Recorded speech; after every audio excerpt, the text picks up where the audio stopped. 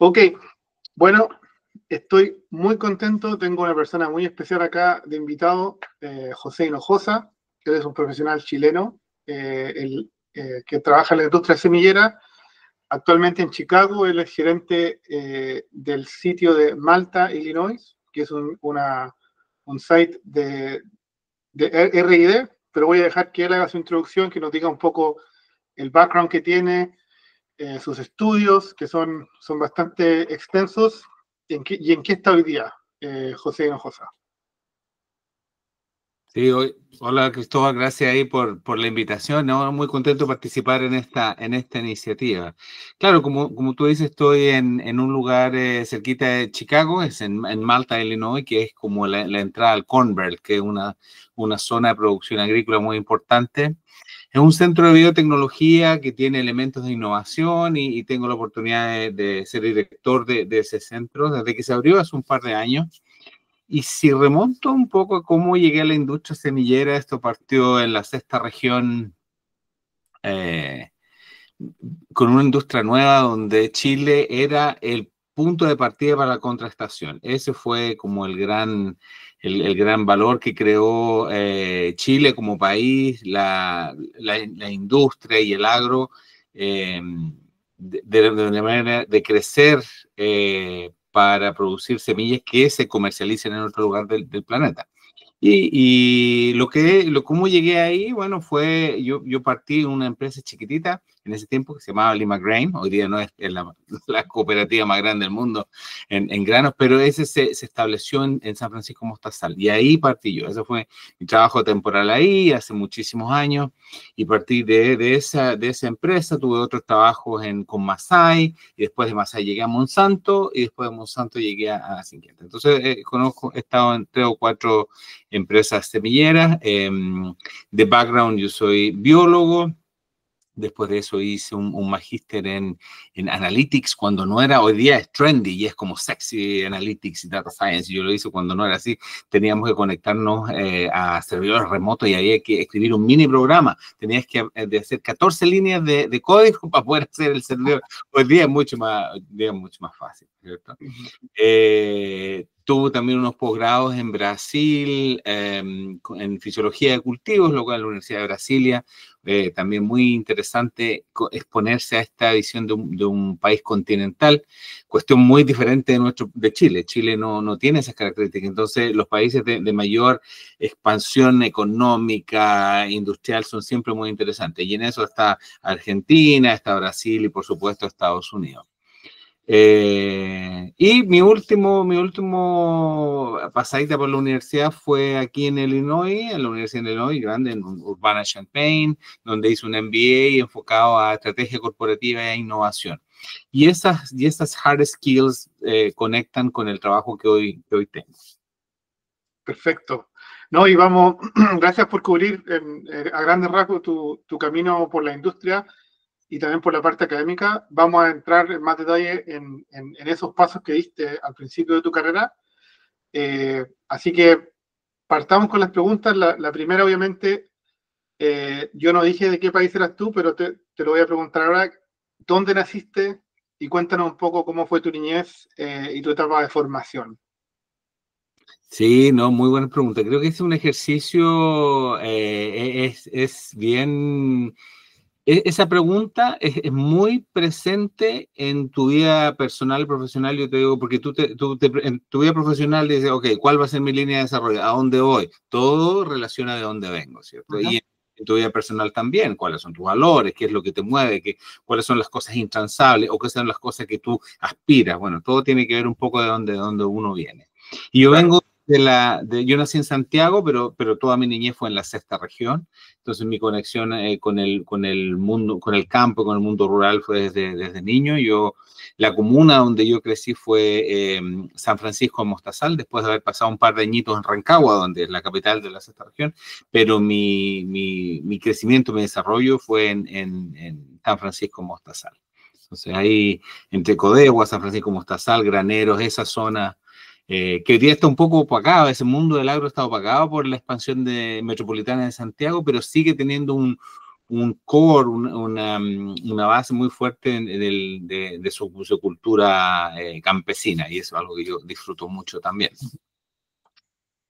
San Francisco Motazal lo conozco muy bien. ¿Cómo eran, si nos puedes contar un poco para la gente que no, obviamente no es de Chile, cómo era la vida, el día a día en la escuela, en el pueblo? Porque en esos años San Francisco Motazal era un pueblito, ¿verdad? Hoy día obviamente ha crecido, la carretera pasa por ahí, la principal de Chile, tiene un poco más de modernidad, pero si nos puedes contar un poco esa vida rural, ¿verdad? Codegua, San Francisco Mostazal, Rancagua, que también era mucho más chico en los años 80, por ahí. Entonces, si nos puedes contar un poco de esa etapa. Y esa realidad yo diría que hoy parece muy distante, pero es muy increíble porque geográficamente es cerca. Son pocos kilómetros una gran ciudad y esas comunas rurales. Mira, nuestro día a día estaba, siendo niño, estaba generalmente guiado por la naturaleza. Las horas activas del día era el sol, desde que salía el sol hasta que se entraba. ¿Y por qué? ¿Por qué te digo esto? Porque no había electricidad. En el 70% de la comuna no había electricidad. Y no había agua potable tampoco. Entonces había muchas de las casas tenían noria y muchas de las casas usaban velas. La compra del mes era calcular cuántas velas necesitabas y hoy día nosotros sabemos qué cosas puede hacer por optimizar el uso de energía de las casas. En ese tiempo, la Junta de Vecinos analizaba cuántas velas tenían que comprar y qué proveedor tenían y qué sé yo.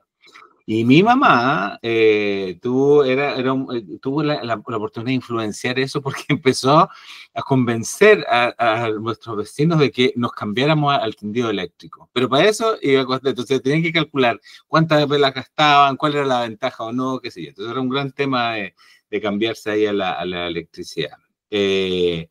Y el día a día era había que entender mucho la naturaleza, o sea, tanto como las actividades tenían que ver con el clima, las casas no estaban necesariamente preparadas para el clima, entonces había que juntar leña en el invierno, cosas básicas. El pan te lo vendía un panadero que iba en una carreta a venderte a la casa, y esa era una actividad del día. La otra actividad, la leche había un vecino que tenía 3, 4 vaquitas y le comprábamos ahí, entonces... Y eso yo creo que me dio esa conexión es algo que me ha gustado para mis hijos, que lo vivan hasta cierta manera, qué sé yo. Pero es un mundo diferente hoy. Pero así era mi idea. Y jugábamos a hacer pequeños adobes y construíamos casitas, jugábamos a sacar agua del canal. La greda, mira, para hacer muñequitos y cosas así, teníamos que ir a un cerrito que estaba cerca donde vivíamos nosotros, sacábamos greda, la teníamos que colar y la juntábamos con agua para hacer juguetes. Entonces, y lo mismo con pequeños maderas. Entonces, eso era algo muy como artesanal, qué sé yo. Y por eso digo que el mundo campesino tiene una riqueza cultural muy única, muy única. Claro. Y seguíamos, ¿cierto? Cuando había un vecino, ¿cierto? Que tenían animales, entonces mataban un chancho cada cierto tiempo. Y ahí vendían la carne del chancho y decían prieta y qué sé yo, y ahí nosotros compramos. Todo era como fiesta del pueblo, como que nos acompañábamos y eso. Eso es muy interesante. Y me acuerdo irme a dormir. Yo te digo que gran parte de los días del año cansado de tanto jugar. Corríamos, no sé, era una vida como súper activa de niño. Qué envidia escuchar eso y claro, yo también me acuerdo de esa época. Yo también tengo muchos familiares en la sexta región, un poco más hacia la costa de la región, pero yo le he dicho varias veces a mis hijos, que son, la mayoría nacieron acá en Estados Unidos, yo conocí la oscuridad real. O sea, en la noche se cerraban las ventanas y no se veía nada, absolutamente nada. Y no se escuchaba nada tampoco, era el silencio absoluto. Y de repente eso se extraña mucho. Eso era el día a día en el campo. Nosotros pasábamos semanas visitando, allá paseando, pero eso es algo que hoy día, año 2025, te lo juro que no sé dónde poder encontrar la oscuridad absoluta ni tampoco el silencio absoluto. Muy difícil. Sí, Sí, eso sí. se extraña. Y fíjate que eso yo creo que es como una necesidad bien humana, ¿eh? Porque tú miras todas las personas de diferentes países buscan esa conexión con la naturaleza. Tratan de subir montañas, de buscar orillas de océano, es algo, yo creo que nuestro ADN nos conecta, nos dice que eso es importante, que debemos no perderlo nunca. Totalmente de acuerdo. José, y en tu etapa de niñez con tu familia, ¿qué hábitos, cuáles fueron las enseñanzas que tú recuerdas que te empezaron ya como a formar en tu etapa adolescente? Yo creo que primero fue la transición de la escuela básica a un liceo. Yo me fui a un liceo en una ciudad grande. Entonces me fui a un liceo que se llama Oscar Castro, en Rancagua. Entonces había que dejar el campo y había que irse a la ciudad. Y la exigencia académica era diferente. Entonces, lo importante allí era ser capaz de manejar la disciplina de estudiar, primero lo que te enseñaban en el liceo, y segundo lo que no pudiste, lo que no sabías y lo que se daba por sentado de base, tenías que compensarlo de alguna forma. Hoy día eso aquí es tutoring, hace clases especiales. Bueno, en mi caso, en el caso de todos mis compañeros, no era así. Entonces teníamos que tener esta disciplina de distribuir tu tiempo para poder hacer no solo que te fuera bien en tu materia, sino también hacer el catch-up, o sea, que tú te prepararas para las cosas que no habías tenido la oportunidad. Así que esa era una cosa. Pero yo recuerdo mucho la difícil decisión de nosotros que vivíamos éramos, ponte tú, 25, 30 familias, todos con niños parecidos de la misma edad. Cuando había que llegar al liceo, tú elegías entre un técnico profesional comercial, que iba a hacer contabilidad, esas cosas, o el industrial, iba a aprender de electromecánica, combustión interna, esas cosas, o ibas a ir, que era la decisión más difícil, a un científico humanista, que no sabía si te iba era como una apuesta con un nivel de incerteza grande. La familia dice, bueno, no sé qué va a pasar si este niño va solo al liceo y no va a tener ni un título, no sé si va a poder ganarse el pan. Y era una conversa muy intensa ahí de la familia. Esos recuerdos. Mis papás siempre yo fui uno de esos que se fue al científico humanista, entonces a cierto tiempo, ¿no? Y sufrimos un mini bullying también, pues, porque nos decían los chupadeos. Pues los chupadeos, porque te salía de cuarto minuto y te iba a chupar el dedo. Entonces ese era el tema ahí. Pero claro, así fue la transición de la escuela básica a la ciudad, digamos. Sí. Mira, claro, esa área de estudio para un niño que viene del campo, es un área poco común, ¿verdad? También está la escuela agrícola, que es otra ruta que muchos niños tomaban, niños y niñas, ¿verdad? Pero, claro, la parte ya más humanista, letras, pedagogía, eso es un poco más, poco común, ¿verdad? Ah, En esa época. sí, sí, sí. ¿Por qué te nació de dónde vino no sé, ese interés? ¿Tuviste algún referente o alguien que Sí, te inculcó como esa parte más humanista? sí, sí, sí. Era científico humanista, eran los dos. Tú partías primero y segundo medio, era el plan común, y en segundo medio tenías que elegir o científico o humanista. Y yo elegí científico. Perfecto. Pero el liceo era científico humanista, precisamente las dos. Pero ¿cómo fue esa la decisión en vez de hacer un liceo técnico profesional en este liceo tradicional? Era porque de alguna manera mis hermanos tenían la certeza que el siguiente paso era la universidad. Es decir, todo ese cuestionamiento, no, necesitas un título en cuarto medio, no te preocupes, de cuarto medio el paso siguiente es la universidad. Entonces ellos me transmitían a muy temprana edad una certeza que ese camino sí funcionaba. Mi hermano estudió en la Universidad de Talca, profesor de historia, y él, siendo joven, tenemos unos 10 años de diferencia, y llegaba a veces, se amanecía estudiando toda la noche en la biblioteca. Entonces él me hablaba de este mundo de la universidad, que la universidad es mística, que la universidad te transforma, que te hace encontrar caminos que tú no conocías. Entonces había esa mística en relación a eso. Y mi hermana, que es traductora, también pues me decía que los idiomas eran el camino, y que la universidad sí te va a poder hacer una persona más. Entonces, que no me preocupara necesariamente eso, pero sí me tenía que ir bien en el liceo. O sea, ese era como el requisito. tenías que ser o sea, eso no había mucha opción en mi casa. Si bien es cierto, tuve la opción de elegir que una vez yendo al liceo, pero una vez eligiendo el científico humanista, ahí había una exigencia académica, yo digo, bien rigurosa. O sea, no puede bajar del 6.5, había un control bien estricto sobre eso. 6.5 es muy alto, o sea, para la gente que no es de Chile, en Chile tenemos del 0 al 7. 7 es la nota más alta, 6.5 es bastante alto. O sea, la exigencia era muy alta. Y José, se me olvidó preguntarte, pero hermanos, tú tienes 2, tú eres el menor de 3. Yo sí, mira, mis papás son de matrimonio, venían de un primer matrimonio. Mi mamá tenía un hijo de ese primer matrimonio y mi papá tenía 3 hijos de su primer matrimonio. Yo soy el hijo único de esa relación entre mi mamá y mi papá, pero tengo cuatro hermanos en total. Ese es mi núcleo, 4 hermanos. Y todos hicieron cosas diferentes. Y de ese grupo de hermanos, 2 de mis hermanos muy cercanos eran los que constantemente visitaban a su papá, en este caso que mi papá también, y ahí teníamos esta conexión. Era muy entretenido cuando venían los hermanos grandes y de la ciudad y contaban sus historias, ¿no? Muy, muy divertido eso. Me imagino. Entonces,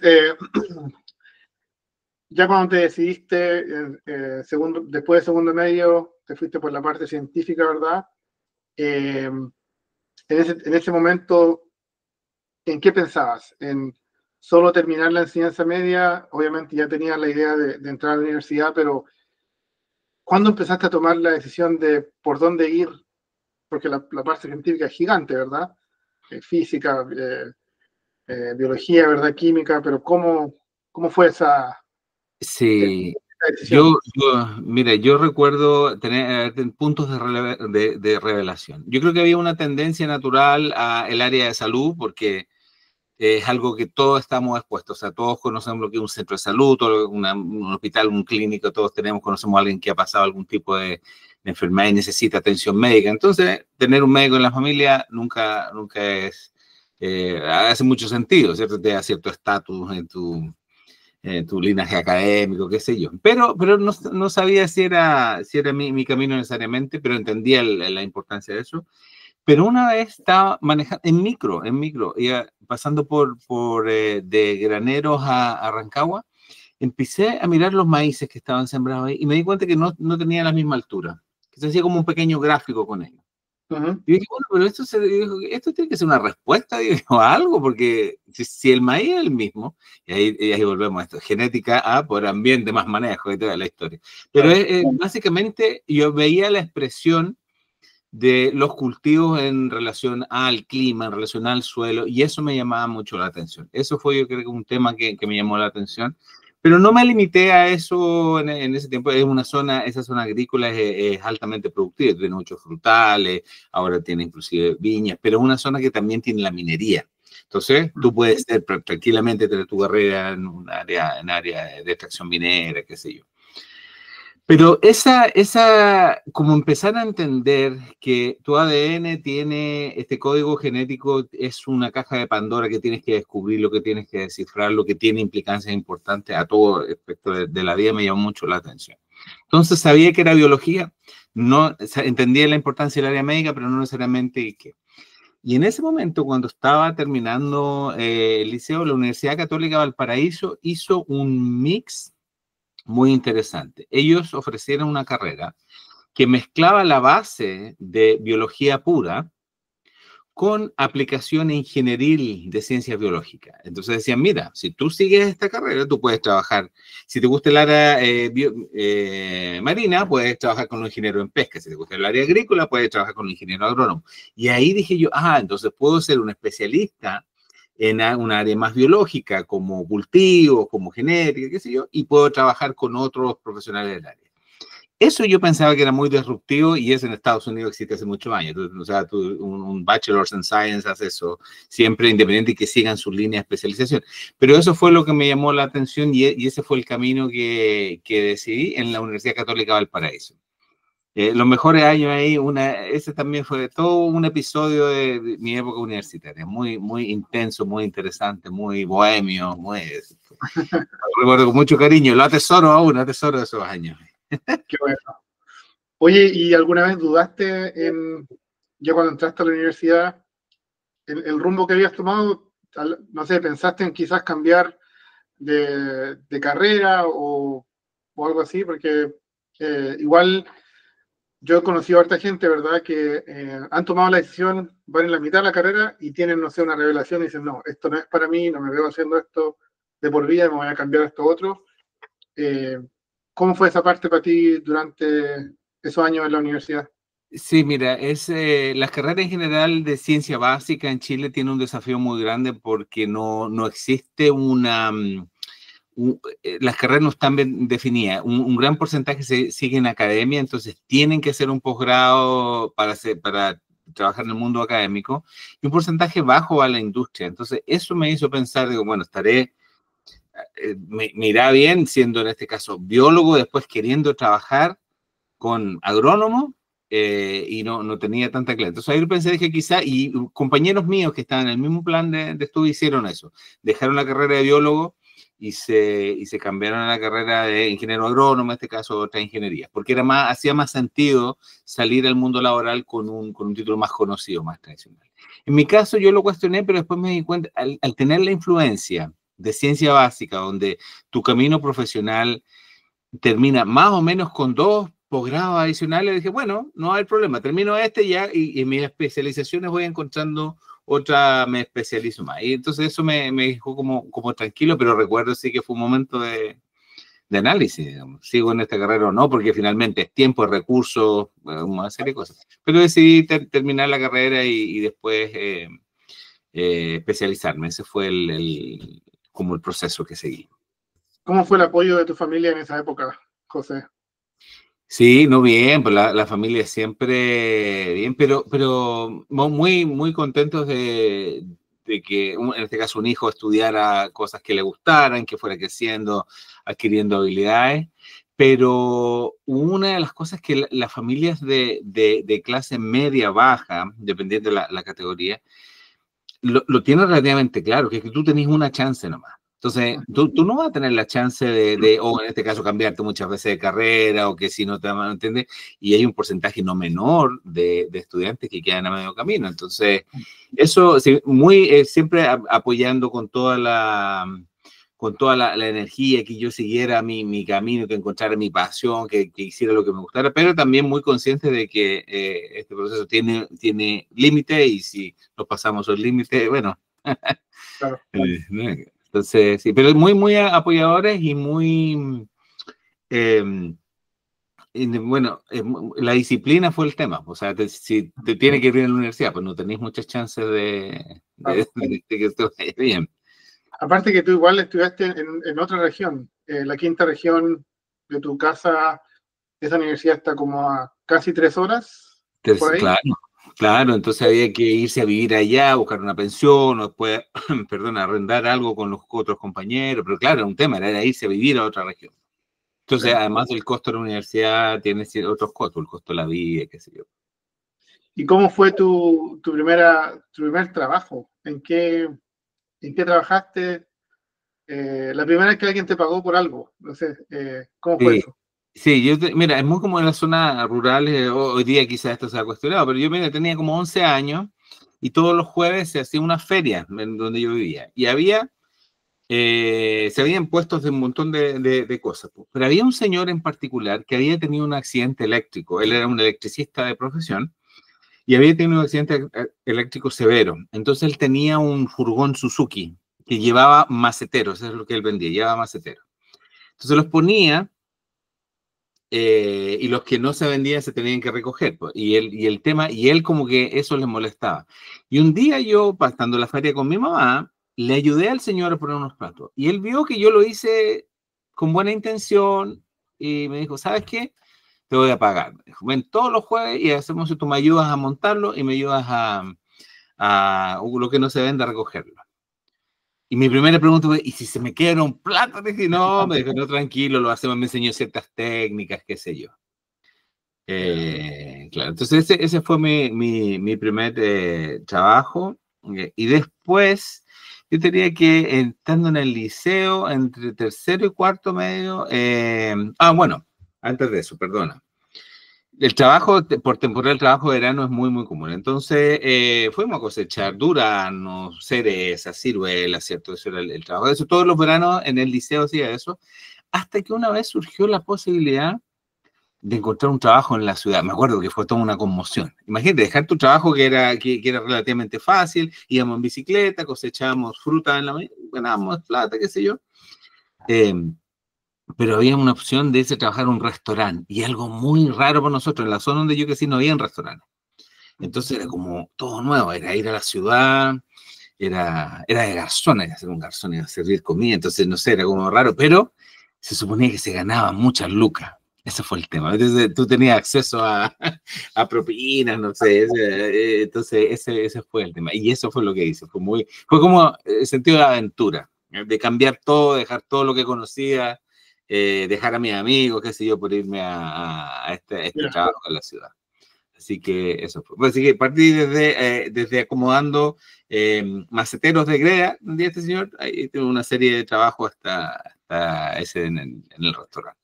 O sea, trabajando desde muy, muy chico. Nunca, o sea, siempre expuesto a lo que era el trabajo, la responsabilidad, todo eso. Yo te diría que eso es muy común en las zonas rurales. El trabajo es parte de la vida. Eso yo recuerdo, o sea, naturalmente todos incorporábamos algún tipo de tarea importante para la comunidad, desde recoger leña, de cortar pasto, teníamos que entrar los bueyes a cierta hora, todo tenía que ver con un tipo de actividad.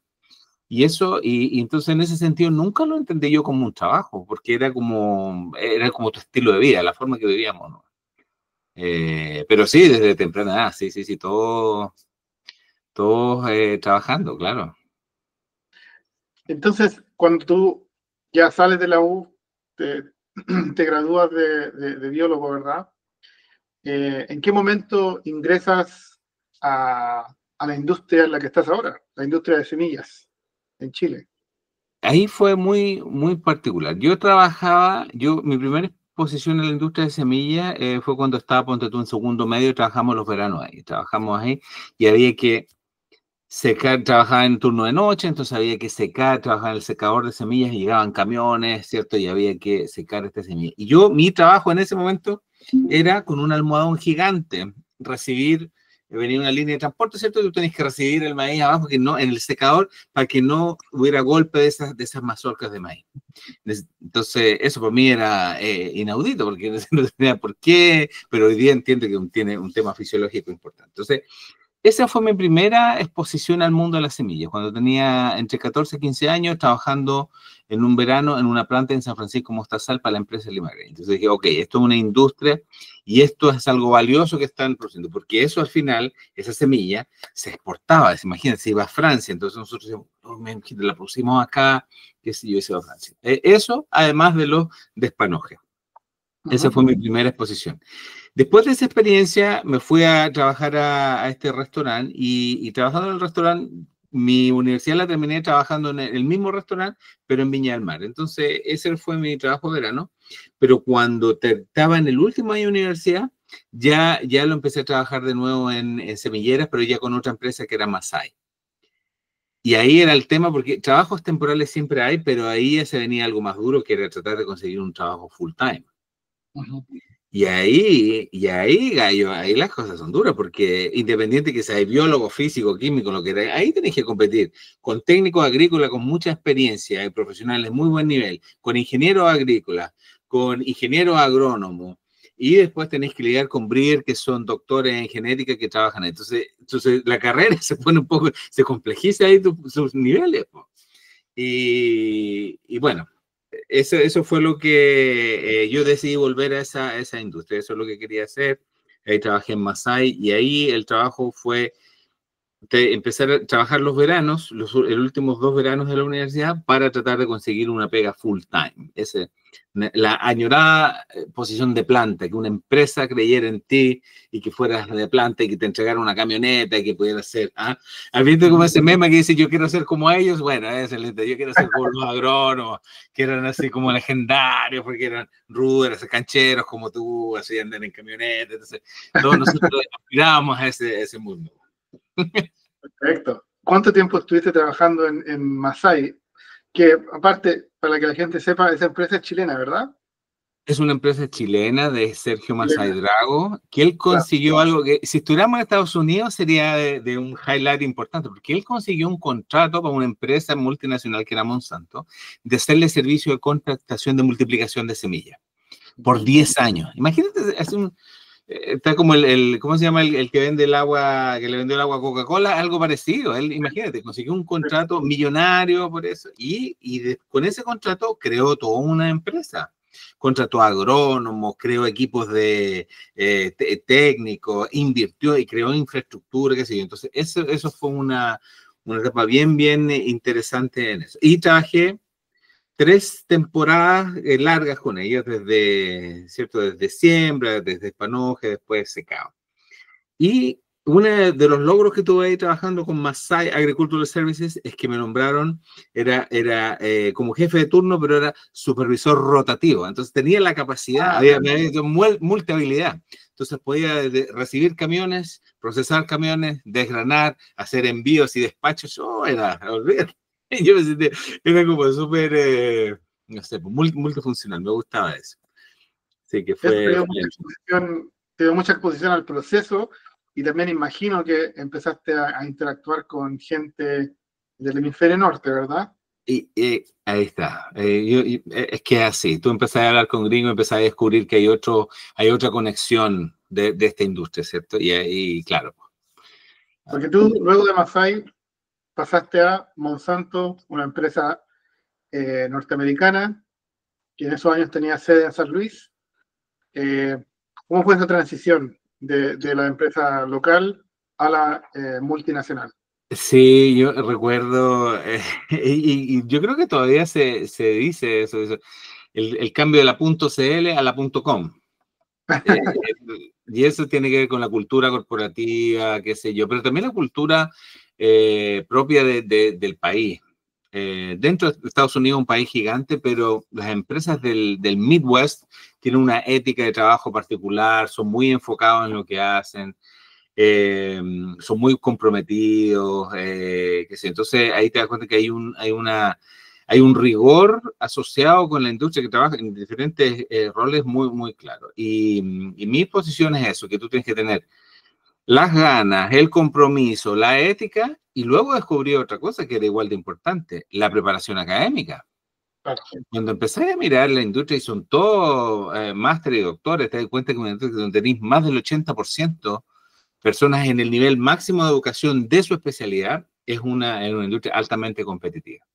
Además de los valores propios, como te decía, que es la capacidad de muy comprometidos con tarea dada, tarea cumplida, alineado con la misión y visión, estar claro que lo que tú haces tiene un propósito más allá de una tarea, ¿no? Eso fue muy interesante. Y eso yo creo que me fue enamorando al punto que quise vivir en Estados Unidos y que quise que mi familia viviera eso también. ¿Cómo eso? O sea, ¿cómo te empezaste a preparar en ese tiempo, verdad? Entraste a Monsanto, fue porque trabajaste con Masai, fueron los contactos que hiciste ahí, ¿verdad? Fue ahí, desde Masai, surgió una posibilidad para irme a otra empresa también chilena que es Tuniche. Semillas Tuniche, y Semillas Tuniche tenía un contrato con otra empresa que llegó a tener un porcentaje grande del mercado aquí en el mercado de semillas de Estados Unidos, que es AgReliant. Y AgReliant tiene un proceso de mejoramiento genético que es una de las formas de acelerar el proceso de mejoramiento, que es doble haploide. Entonces trabajé en doble haploide con Tuniche, y Tuniche conseguí mi trabajo de planta. Eso Ah, fue. perfecto, perfecto. Y con ese trabajo de planta pude ir por primera vez a los Estados Unidos. Vine aquí a Peoria, Illinois. ¿Qué año Coincidentemente, fue eso? ¿En qué año fue eso, José? el 2003 tiene que haber sido, 2002, Perfecto. 2003. Entonces, esa fue mi primera exposición ahí a Estados Unidos. Y ahí me di cuenta que el inglés era muy necesario, qué sé yo. Y también tuve mis primeras experiencias con una Silverado. Hoy día los autos grandes están en varios lados, pero estábamos trabajando en el campo y había que ir a buscar más materiales para seguir trabajando. Y me dijeron, oye, José, anda a buscar materiales al campo. Y yo dije, ingenuo, ¿y en qué puedo ir? No, anda en la camioneta. Y me subo a esta Silverado doble cabina. Cristóbal, la mano no me no alcanzaba al otro lado de la puerta, entonces para mí era como una mini casa. Y fue una impresión tan grande. Hoy día recuerde, claro, y es normal, pero para mí fue una impresión. Entonces yo andaba en mi Silverado, bajé y miraba, yo creo que this is my life now. Yo creo que es la vida. Eso yo me sentí eso. Bueno. Después de esa experiencia volvimos a Chile, ¿cierto? Y Monsanto empezó a hacer una operación propia. En la misma sexta región, y ellos querían una persona, un doctorado en mejoramiento genético, persona del máximo nivel de educación, para trabajar en este programa de doble haploide. Y llego yo le digo, mire, yo sé que usted quiere esto, pero lo que el mercado tiene para usted soy yo. Yo soy su candidato. Soy una persona muy comprometida. Vengo llegando del Midwest. Entonces, y ahí fue donde entré como asociado, investigador asociado al programa de doble haploide. Ese fue mi trabajo en Monsanto. En Ahí la pasé, sexta región, ¿verdad? en Rancagua, eso, sí, en la cabaña, Perfecto, además. perfecto.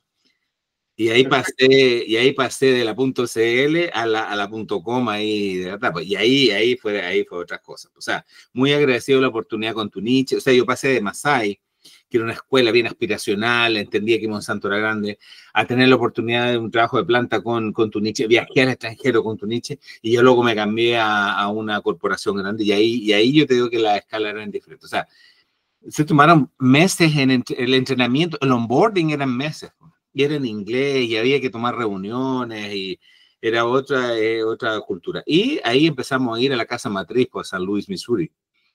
Y ahí empecé a conectar, o yo empecé a conectar, digamos que la industria donde estábamos tenía un impacto gigante, la empresa donde estábamos tenía un nivel de influencia gigante y que había mucha gente muy, muy preparada haciendo carrera que podía ir, no sé, 20, 30 años. Y eso para mí es como cambiar, si fuéramos futbolistas, es como cambiarte de liga, porque estaba en otra liga. Eso fue mi reflexión, porque estábamos en otra categoría.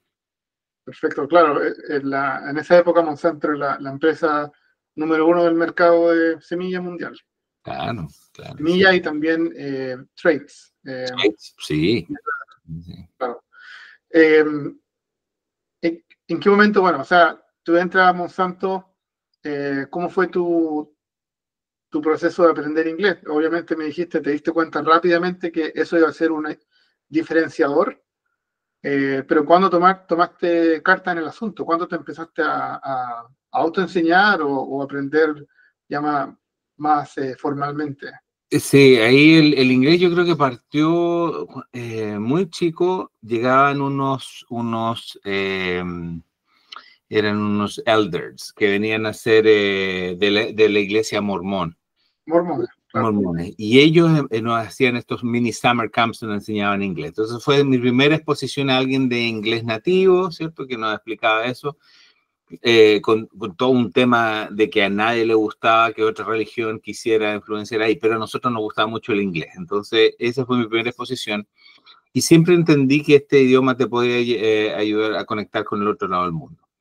Entonces, tenía esta intuición y entendía el valor de eso. Pero una vez trabajando, te das cuenta que necesita ser bilingüe y de real bilingüe. Ajá. Entonces, para llegar a eso, ocurrió en el año entre que yo salí de Masai y conseguí mi trabajo full time en Tuniche, tuve la oportunidad de irme a vivir un año a Nueva Zelanda. Nos ganamos mi esposa, Claudia, ella siempre la tenía mucho más clara que yo, ¿cierto? Las mujeres como que, o bueno, por mi mujer como que tiene esa habilidad. Dijo, no, hay que terminar la universidad, hay que irse un año a Nueva Zelanda, hay que aprender inglés para poder volver y diferenciarse. Y yo, claro, yo no tenía esa claridad, pero ella me obligó. Entonces ahí fue donde tomamos unas cartas del asunto muy serias nos fuimos a vivir a Nueva Zelanda un año. Una ¿Ahí experiencia. ustedes ya estaban casados ya? Ahí está, no, éramos pololos. No, Nos casamos después de 10 años de vivir juntos, después vivimos juntos, teníamos casa y todo, pero no nos casamos hasta grandes ya. o sea, se fueron a Nueva Zelanda un año, aprendieron inglés diario, doméstico y Todo, poco, claro. casi nada de español, ¿verdad? En el día a día.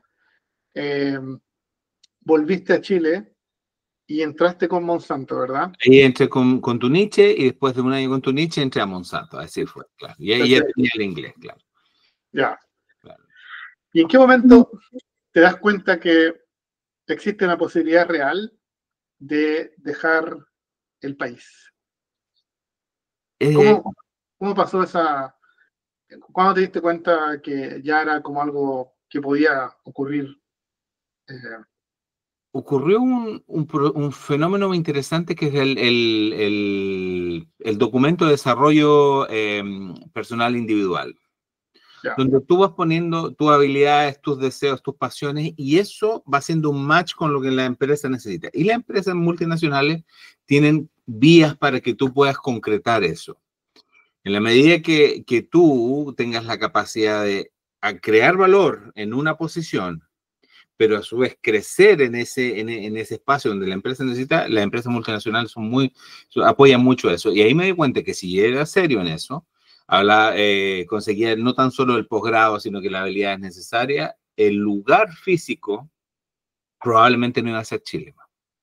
Entonces, y esto pasa a muchos niveles, porque tú te das cuenta que los ingenieros nivel 3 de excavación de tierras raras hoy día están entre Australia o algunos están en China. Entonces, tu camino profesional te va a llevar ahí. Y en el caso donde yo estaba trabajando fue así. Habían posiciones que estaban en ciertas regiones, algunas en Brasil, gran parte en Estados Unidos, y habían otras que estaban 100% en Estados Unidos. Entonces me di cuenta que si estructuraba en mi carrera, alineado con eso, lo más probable es que iba a llegar ahí. Y habían varias herramientas, no era algo desconocido. Decían, no, las personas postulan, hay un proceso de relocalización, hay un proceso de adaptación cultural y nosotros tramitamos tus documentos y esto es como un programa. Yo lo pensaba como el ejército en realidad, como que te preparan, o sea, hay una serie de elementos que te ayudan a que eso se ocurra. Y ahí yo dije, bueno, si es así, vamos a la oportunidad. Pues. Eso que me dice es muy, muy valioso porque nada pasa por casualidad. O sea, muchas veces, no sé, alguien mira a otra persona y dice, mira que tuvo suerte o que llegó lejos porque tiene contacto, tiene pituto, que algo, contacto en el idioma castellano-chileno. Pero en el caso tuyo, el decirle primero que nada a Monsanto, mira, este es lo que hay acá en la zona, no tengo el doctorado, pero tengo la experiencia, la capacidad, estoy acá, y después tener la proactividad de ir, modificar tu documento de carrera y conectarlo para que desde el otro lado lo pudieran ver y dijeran, mira, José quiere hacer esto en el mediano plazo, esto en el largo plazo y esto en el corto plazo. Y eso me imagino que, o sea, es obvio, ¿verdad? Pero eso te llevó a dejar Chile, ¿verdad? Esa fue lo que, ¿cómo se dice? Echó a andar el... Sí, eso de todas maneras, 100% fueron los elementos. Y en ese momento yo recuerdo haber tenido una motivación muy grande, Cristóbal, por el sentido de la meritocracia. Eso creo yo que fue uno de los motivadores más grandes. Me di cuenta que estaba en una empresa o en una industria donde, claro, tú hoy día tú dices, el que quiere puede, qué sé yo, pero estamos hablando en Latinoamérica, donde las oportunidades no necesariamente son para todos, pues, donde hasta el día de hoy quizás te preguntan a qué colegio estudiaste o cuál es tu apellido, ese tipo de cosas existen. Entonces, me encontré un camino de desarrollo que no te hacía esa pregunta, no tenía esos requisitos, Claro. sino que te obligaba a ser estructurado, disciplinado, tener las competencias adecuadas y estar en el timing. Y eso, sin lugar a dudas, me hizo pensar que era real, que se podía lograr y prepararme para eso. Así que, y gracias a esos pasos llegué a estos international assignments, ¿no? Claro. ¿En qué año tomaste el vuelo de ida? El vuelo de ida fue el 2000, yo creo que 2009, el 2009, 2009. el ¿Con 2009. destino con qué destino? El 2009 fue con destino a Honolulu, Hawái. Perfecto. Ahí se había abierto una posición de gerente de plataforma donde necesitaban una persona que conociera. Nursery es el término técnico para los incrementos de semillas. Vivero. Una especialidad, claro. Y justamente, y había desafíos para que personas postularan a esa posición porque era remoto, era una isla, era Hawái, qué sé yo. En mi caso fue una oportunidad que hasta el día de hoy atesoramos. Nos casamos con mi mujer allá, fue muy, muy, fueron muy buenos años de aventura, de aprender, de cultura también, qué sé yo. Fue muy bueno. Para que los que nos escuchan y no tienen mucha relación con la industria semillera, el estado de Hawái es muy importante en el desarrollo de semillas mundial, no solamente de Estados Unidos, ¿verdad? Digo desarrollo, no tanto la producción, pero sino el desarrollo. Allá pueden sembrar, cosechar, básicamente constantemente durante el año. Y uno escucha la palabra Hawái, se imagina el paraíso, tomando, no sé, una margarita en la playa, haciendo surf, pero es un estado difícil, ¿verdad? De ir a vivir porque, primero que nada, está muy remoto en el Pacífico, pero no es llegar y salir, ¿verdad?, a otros lugares. Cuéntame cómo fue adaptarse desde Chile a Hawái y cuéntame un poco, no sé, tu historia ahí en el estado y cómo llegaste al siguiente paso después de Hawái. Sí, sí, Hawái tiene unas características bien particulares. Hay, en las empresas internacionales tienen un elemento que a mí me llama la atención, que mantienen gran parte de las características de tu trabajo muy similares independiente de donde estés. Entonces, tú ocupas el mismo tipo de computador, el mismo teléfono, las mismas herramientas, estés en Alemania, estés en Estados Unidos, estés en Chile. Entonces, eso las empresas lo mantienen bien. Pero una vez que sales un metro fuera de tu trabajo, ahí la cosa cambia. Ahí tú te enfrentas a la realidad de los locales. Y Hawái tiene una particularidad muy, muy única. Tiene una industria del turismo, tiene un agro grande, pero tiene una cultura muy, muy particular. Entonces, ahí hay un tema que hace. Tiene una representación latina baja, no hay pocos latinos en Hawái. Tiene también no tienen acceso a educación o a salud como en el resto de los estados. Entonces, un estado limitado en ese tipo de cosas. Y tiene una cultura menos agresiva al tema de ejecutar tareas como productivas por su tema ancestral. Entonces, tienes que lidiar con eso también. Ahora, yo creo que independiente de esos desafíos, fue una experiencia muy, o sea, Hawái es uno de los pocos países, lugares en el mundo, dice Hawái, todo el mundo te da una sonrisa porque Hawái es realmente un paraíso, tú tienes esa conexión con la naturaleza, sales a pescar, sales a ver ballenas cuando vienen desde Alaska, de una serie de cosas maravillosas. Y yo disfruté mucho ese tiempo ahí. Pero de nuevo surgió una oportunidad única donde dijeron queremos abrir una operación en Brasil, en el nordeste de Brasil. Y era muy parecido a lo que había pasado con Hawái en su momento. Y esto fue en el año 2014. Dijeron, mira, en Hawái tenemos pocos candidatos porque hay una condición agraria, les cuesta llevarse a su familia, porque no hay escuelas, porque no hay hospitales, qué sé yo, es mucho más caro vivir. Oye, déjame hacer Sí. un comentario acá, pero para que sepan, Hawái uno piensa Honolulu. Honolulu es una ciudad espectacular, gigante, ¿verdad? Tiene aeropuerto, tiene todo. Las operaciones de las empresas semilleras normalmente están en otras islas, que son muchas las que están en el estado de Hawái, y en el caso de algunas son muy desérticas. Por ejemplo, Molokai, muy, muy aislado, ¿verdad? O sea, hay un supermercado para la isla, una escuela. O sea, no es como estar, por eso decía, no es el paraíso que uno se imagina, ¿verdad? Ustedes están en la parte rural del estado, donde muchas veces tienen que tomar una avioneta para ir de una isla a la otra. O sea, no es llegar Sí. y moverse. ¿No? Y hay gente que hace eso, trabaja en una isla y viven en otra, esa es su realidad, porque no tienen la infraestructura en un lugar. No, y es difícil, vivir en Hawái en el largo plazo es difícil. ¿Cuántos Ahora, años estuviste ahí, José? 4 años, 4 años. 4 años. Sí. Ya.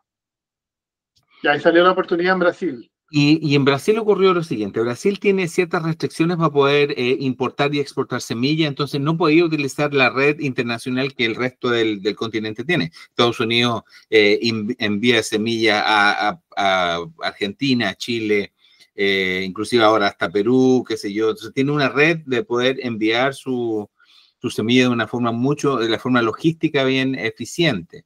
Brasil, por temas regulatorios, no puede hacer eso. Entonces Brasil tuvo que buscar la forma de ser autónomo. Ellos necesitaban crear su propio Hawái.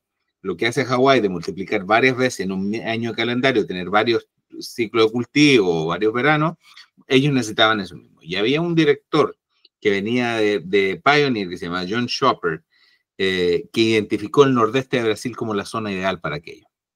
El problema con esa zona de Brasil, el nordeste de Brasil, es que tiene hay un indicador internacional que es el índice de desarrollo humano, que te mide acceso a agua potable, acceso a vacunas, acceso a educación, qué sé yo, qué tan lejos está de un hospital, cuánto vive la gente, qué sé yo. Bueno, esa zona de Brasil tiene un ranking que es más bajo que North Africa.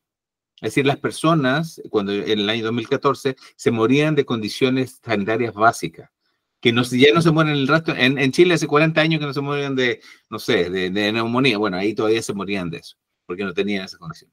Y eso hacía que fuera muy difícil que hubieran candidatos. Y yo, en mi sentido de aventura, pero también me sentía responsable de haber tenido toda esta oportunidad. O sea, ya había tenido la camioneta grande, ya había vivido en Hawái. Bueno, si realmente necesitan a alguien, aquí está su servidor. Realmente, y así fue. Entonces me llevaron, ahí tuve otro expatriado más, imagínate, fue desde Hawái, ahí me fue expatriado al nordeste de Brasil. ¿Qué estado de Brasil es ese? ¿Qué estado de Eso es Pernambuco. Pernambuco? Petrolina en Pernambuco. Hoy día es el centro de tecnología más grande para Bayer, ¿cierto? En su momento, pero cuando fui yo, no lo tuvimos que construir desde cero. Ese fue Building Sites, ahí fue. Ahí llegaron con la pala a romper el ground para poder empezar a construir. Hoy día, claro, Petrolina es un centro clave para las empresas internacionales. Claro, sí, están todas las empresas allá, y se hizo un polo de tecnología, fue muy interesante. Y yo fui a abrir un poco camino ahí, a construir ese centro. Fue bien intenso, nos tocó ahí lidiar con el movimiento de Sin Tierra, ¿cierto? Que este grupo de campesinos que no creen en el agrocorporativo, entonces se tomaron el site y que lo quemaron y tuvo que lidiar con eso. Entonces tuve una exposición con el conflicto social muy, muy real, muy, muy de piel, ¿cierto? Tuve eso. Entonces creo que fue otra parte de la aventura ahí también con eso. Hawái también pasó por una época bien, bien dura, los años 2015, 2014, por ahí me acuerdo que estaba bien, bien complicado ya por temas de aceptación social Sí. Contra Monsanto. Una moratoria por el hecho de ser transgénico ahí en una isla, y se interpretaba que iba a tener un impacto en el medio ambiente, y ahí cada empleado nosotros tenemos que estar muy preparados para demostrar que la ciencia demuestra lo contrario, pero también es una cosa de percepción. No, claro, ahí hay cierto desgaste, cierta exposición directa. Entonces tú no podías nunca dejar de ser quien tú eras, porque en un trabajo normal tú dejas la oficina y te vas a tu casa. Aquí no, aquí te identificaban, marcaban tu auto, ibas al supermercado y podías tener un conflicto, entonces todo eso había que manejarlo. Y en Brasil, bueno, ahí tú aprendiste tu tercer idioma, ¿verdad? Trabajando, viviendo en Brasil rural. Claro, claro, ahí tuvimos que aprender portugués, pero portugués fue una poesía, como dicen. Entonces tú aprendes, es la música, es la comida, es la cultura, son los olores, es la danza, es una poesía. Yo creo que eso también fue una experiencia muy, muy buena. Mi hija grande había nació en Chile, pero se fue a Hawái cuando tenía un mes, guaguita, se fue a Hawái. Entonces su primera lengua fue inglés, pero la segunda la tuvimos en Brasil, ella es brasilera, entonces, claro, entonces, y no, es una vida muy, yo te diría que culturalmente diferente al resto de Latinoamérica, muy única, pero también Brasil es carnaval, Brasil es felicidad, Brasil es emociones, ¿cierto? Muy diferente de la experiencia en Estados Unidos, pero sin dejar de tener un impacto económico gigante. O sea, es un país continental con una cantidad de recursos, con un mercado gigante. Yo todavía recuerdo cuando estábamos en Sao Paulo, decían, bueno, íbamos a la Bolsa de Valores, decían, bueno, aquí se transa toda la economía de Alemania en esta ciudad. Entonces, tiene una magnitud mucho más grande. Pero eso fue fueron años muy entretenidos, aprendimos otro idioma, hicimos muy buenos amigos, esa etapa de Brasil. Hasta el día de hoy escuchamos música en portugués y cantamos karaoke, cosas así. Y tú todavía lo hablas en tu trabajo actual, porque de repente vienen agricultores de Brasil, tours, cosas así, ¿verdad? Sí, hacemos delegaciones, sí, recibimos delegaciones. Hemos recibido casi 7.000 agricultores el año pasado de diferentes partes del mundo, principalmente Estados Unidos, pero de diferentes lugares. Y claro, y una de las delegaciones grandes son los brasileros. Y lo pasan bien y sacan fotos con la bandera, ¿no? Es muy bueno, muy entretenido. Y tengo colegas también en el site hay colegas brasileros también. Claro, hay varios. Mi jefe es brasilero, así que él trabaja ahí en... Sí, sí, eres colega del site ahí a veces almorzamos juntos, qué sé yo. Gilbert y Tassi, están los dos. Sirve de ser, claro. Entonces, José, cuando ya estabas en Brasil, eso me imagino una tonelada de experiencia, ¿verdad? Trabajar en desarrollar un sitio nuevo, la cultura, aprender otro idioma, tu segunda hija. Si me tuvieras que decir dos cosas que aprendiste que todavía guardas contigo en el quehacer de Brasil, en temas profesionales, ¿cuáles fueron esas dos cosas que te marcaron? Mire, yo diría que Brasil tiene una capacidad de lidiar con la incertidumbre muy notable.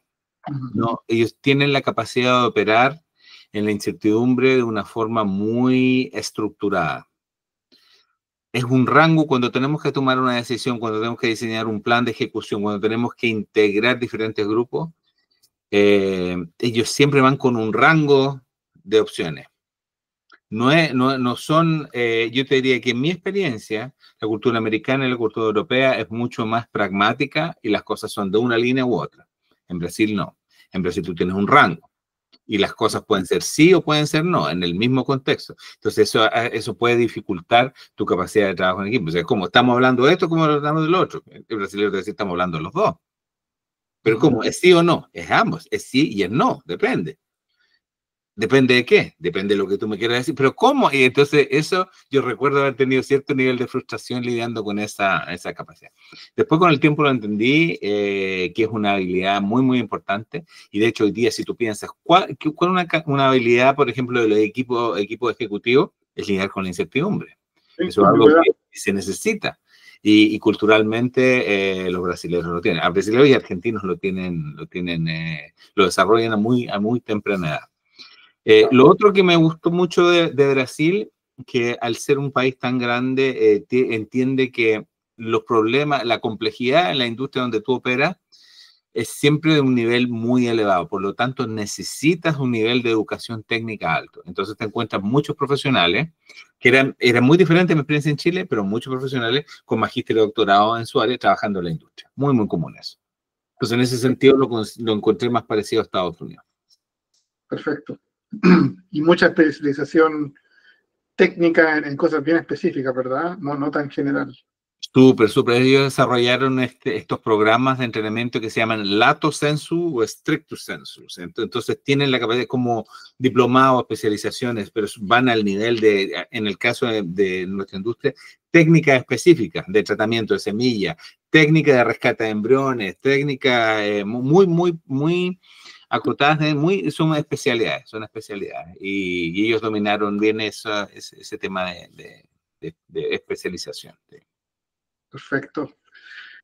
¿Y, y cuál fue el siguiente paso de Brasil? ¿Cómo se da ese siguiente paso? ¿Cómo fue la toma de decisión ya cuando estás Sí. en esa etapa?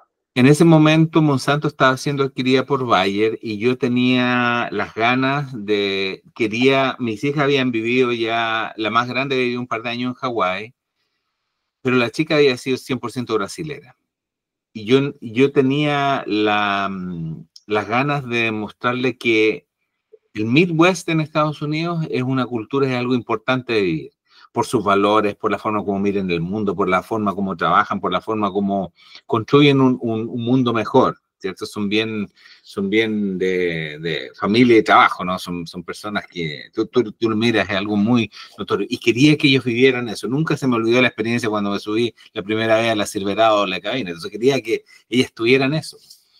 Y busqué con Monsanto en ese tiempo y no fue posible porque como estaba siendo adquirido y ya me habían llegado de Chile a Estados Unidos a Brasil, digo, no, bueno, tú vamos a tener que esperar un rato, no hay que buscar las posiciones. Y creo que ahí estaba más joven y un poco impaciente, dije, no, voy a buscar oportunidades. Y Syngenta en ese caso tenía muchas posiciones abiertas. Syngenta había sido recientemente adquirida y tenía un montón de oportunidades y recursos, qué sé yo. Y mi perfil calzó para una operación que yo esperaba que fuera aunque hubiera sido irse de vuelta a Hawái, lo hubiera tomado, pero no, se dio en Arica, Chile. De nuevo, tenían pocos candidatos, necesitaban gente con cierta experiencia. Arica era el Hawái, y yo dije, bueno, el Hawái de aquí, yo vengo manejando la agricultura tropical ya por años, creo que podría ser efectivo, había que diseñar un equipo, había que echar a andar partes técnicas, ¿cierto? De lo que Trade Integration, que es una técnica de mejoramiento, y eso yo lo había hecho a gran escala en Hawái, entonces hice un buen match con esa posición, pero ahí fue yo dije, eventualmente quiero ir a Estados Unidos, y dijo, sí, claro, yo creo que van a haber oportunidades, pero primero tienes que pasar por esta posición. Y yo dije, ¿es seguro? Y ahí, bueno, pero es seguro, si me voy a esta posición después voy a volver. Me dijeron, no hay nada seguro en la vida, pero oportunidades siempre hay, es una empresa transnacional, y dijimos, ok, si los datos tienen validez, vamos a mirar, ¿cuántas personas han podido moverse a Estados Unidos de Syngenta haciendo este tipo de cambio? Como el 90%. Dije, ok, entonces algo concreto. Claro. Así fue. Entonces me fui a Arica, lo pasamos muy bien en Arica, estuvimos 4 años ahí y el 2021 tuve la oportunidad de venir en una posición bien técnica aquí a Estados Unidos y me vine a la casa matriz comercial de Semilla de Syngenta, vine aquí. Y ya estando 2 años en esa posición, surgió esta idea de abrir un centro de innovación, que era el único, ¿cierto? No sabía que era un centro de innovación donde tú conectabas todos los elementos de tecnología de semillas en un solo site y un agricultor podía entender qué estaba haciendo Syngenta para poder ser más competitivo en el mercado, cómo trabajar con ellos. Y esa era la visión de crear este site. Y ahí, por mi perfil, fue de nuevo, era algo único, había pocos candidatos, había mucha incertidumbre. Dije, ok, vamos por eso, y es el trabajo que tengo hoy día y llevo desde enero del 2023 haciendo, cumplo como 2 años en esta posición. Ha sido muy, muy entretenido, pero es de abrir camino, pero me ha dado una exposición muy única también. Desde el CEO de la compañía, los presidentes de diferentes funciones, el grupo ejecutivo va constantemente. Entonces, es bien interesante en ese sentido y hoy día ya estamos con la exposición a delegaciones internacionales. Entonces, ¿cuál es el impacto de la agricultura norteamericana en el mundo? Eso ha sido muy interesante para mí. No me voy a olvidar la última delegación que tuvimos de Arabia Saudita. Su desafío era crecer la producción pecuaria, necesitaban crecer la producción pecuaria, quieren tener más producción de ganado, pero y también aves, ¿cierto? Y tener avícola, y necesitaban comprar granos de Estados Unidos. Entonces venían a conocer el Midwest, donde se produce la cantidad de grano que ellos podían comprar. Y hicieron una visita en la estación donde trabajo yo para poder conocer esa tecnología. Fue muy, muy interesante eso. Perfecto. O sea, la temática, José, en tu carrera hasta el día de hoy, siempre ha sido como abrir camino, ¿verdad? O sea, abrir cosas nuevas. Te pasó en Chile, abriendo programas nuevos. Hawái, lo mismo, ¿verdad? Hawái se está desarrollando. Brasil, lo mismo. Arica, el dato de Arica que es interesante es que en ese año Syngenta estaba construyendo una estación nueva, ¿verdad? En el Valle de Azapa, que es un valle que no es que se haya descubierto hace poco, sino que la industria lo empezó a tomar más en serio, también para poder hacer producción constante de materiales o trabajos súper específicos, ¿verdad? Hiciste eso en Arica, estación nueva, te fuiste a Estados Unidos, entraste a un cargo, pero luego te cambiaste a uno manejando una estación nueva. O sea, no sé si se había hecho esa conexión, pero hay que tener bastantes agallas para poder tomar ese tipo de decisiones y como construir un mundo nuevo, no solamente con tu familia, sino que con la empresa que te está dando la responsabilidad de hacerlo. ¿Qué crees que te marcó en tu niñez, en tu etapa de formación, que te dio esa habilidad de tomar riesgos, de explorar, de ir, de hacer cosas nuevas? Yo creo que conecto con el mundo rural, este mundo campesino, donde había que construir un nuevo pueblo, todo lo que quisiéramos hacer requería inventarlo, crearlo, construirlo con tus propias manos. Yo creo que esa fue la influencia en mi niñez más clara. Necesitábamos, no sé, había un vecino que que su esposa estaba embarazada y tenía que crecer la casa. Bueno, teníamos que expandirle su casa entre todos, digamos, comunidad. Entonces, este sentido de construir y de como manejar el ambiente a tu alrededor para que fuera conducente para tus planes era algo muy claro. Y también una influencia grande de empresas como Limagrain o AgroSuper, que empezaron a crecer desde operaciones chiquititas hasta empresas líderes en lo que hacen, eso sin lugar a dudas. O inclusive Garcés, que es una empresa frutícola. Garcés me ha llamado mucho la atención. Yo lo conocí como una empresa que era productora de frutas, que hoy día tú la mires y una empresa multinacional donde sus ejecutivos son todos preparados en el extranjero, tiene el nivel de automatización más alto de todo el país. Y está en el mismo lugar donde yo crecí, nosotros, digamos, y cosechábamos ciruelas. Entonces, creo que esa influencia me hizo tener esta habilidad para decir, bueno, si no hay camino, lo construimos.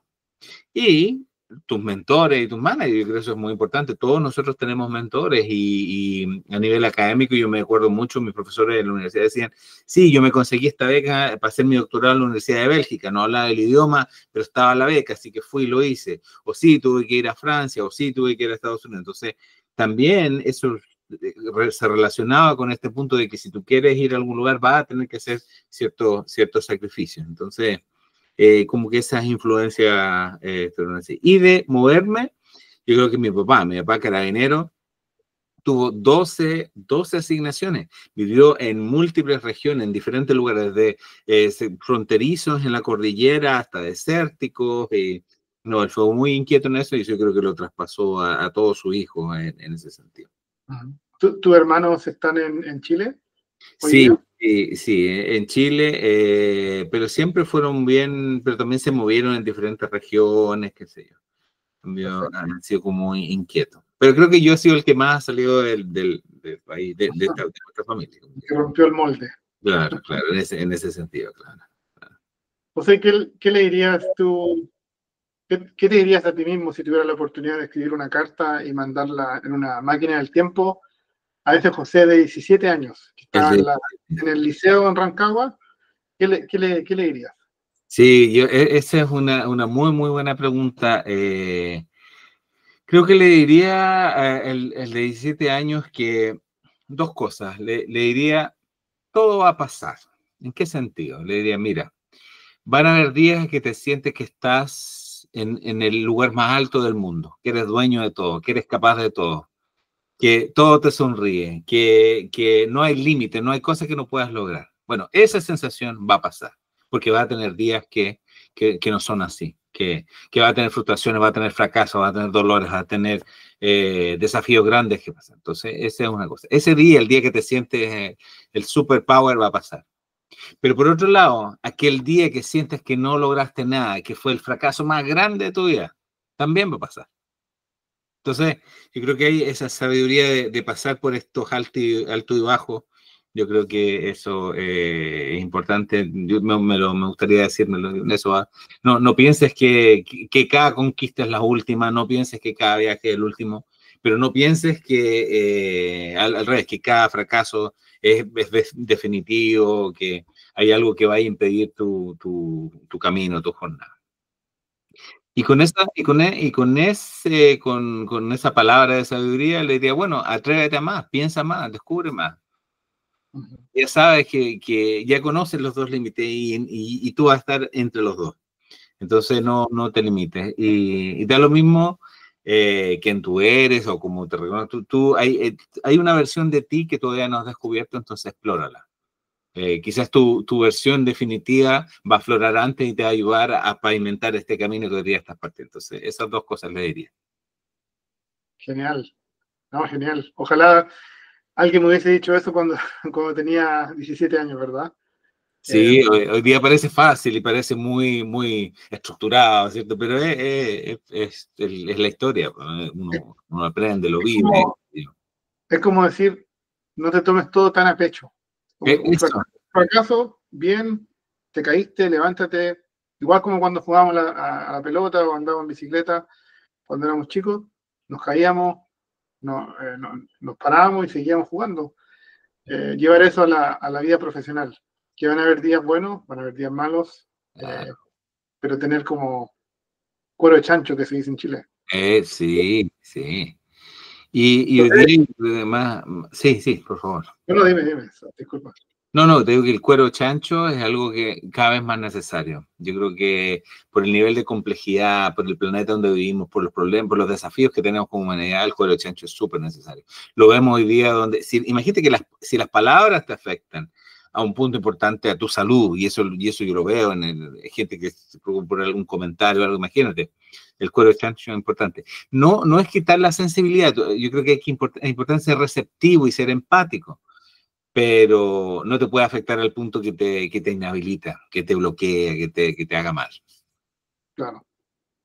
Perfecto. Y, José, ya para ir terminando la última pregunta, ¿cómo defines tú el éxito profesional? Sí, no, es una bien al hueso ahí la pregunta, el éxito profesional, pero yo te diría que es una mezcla de tres cosas, en mi experiencia o lo que yo consigo capturar. Es algo en lo cual tú eres apasionado, te intriga, te llama la atención, quieres aprender de eso. Como consecuencia te hace ser bueno en eso.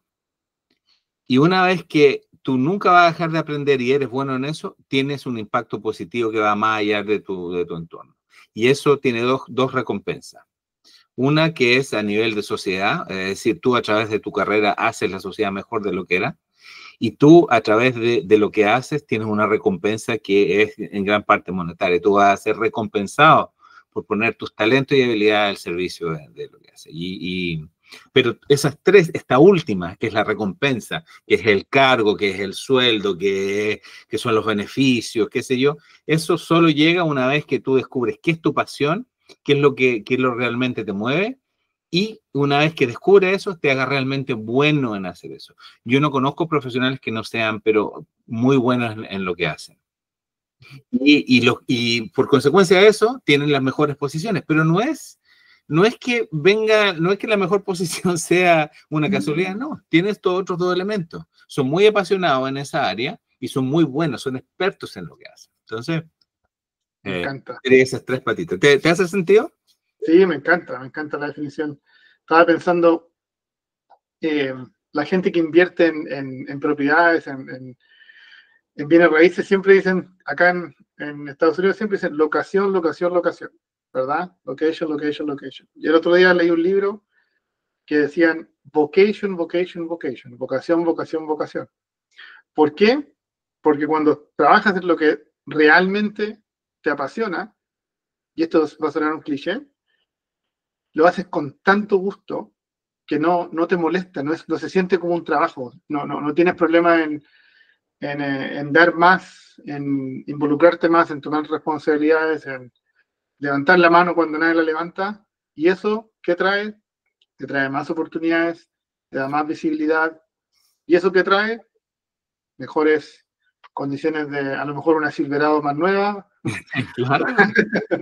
pero no, me encantó tu definición, así que perfecto. Sí, sí. Y el otro punto que yo creo que es bien tricky, como se dice en inglés, que es bien como, no es tan fácil de descifrar, es que uno tiene que hacer esto por un periodo extenso de tiempo, extenso. Sí, sí, Muy raro cuando estás en los 20, cuando tenés las ganas, cuando sos zorrón y todo, pero también tenés que hacerlo cuando tenés 50 y ya todo cambia, y estás en la misma industria, entonces es un periodo muy, muy largo.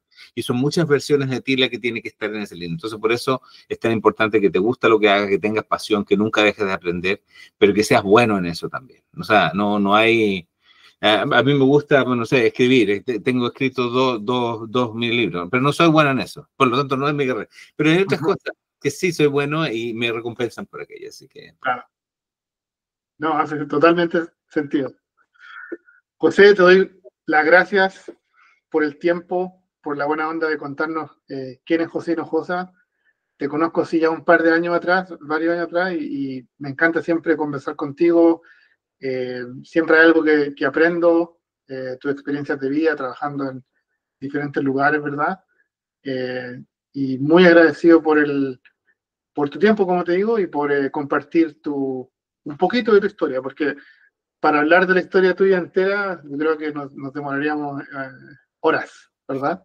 sí, todo, claro, todos tenemos varias. No, soy yo el que agradezco, Cristóbal, porque siempre ha sido muy, muy, muy grato conocerte. Yo siempre te he mirado como haciendo el parangón con el mundo del fútbol, ¿cierto? Entonces siempre he sido he jugado en grandes equipos, en grandes clubes, pero con una humildad humana, con un sentido de conexión muy respetable. Y eso yo lo admiro mucho de ti.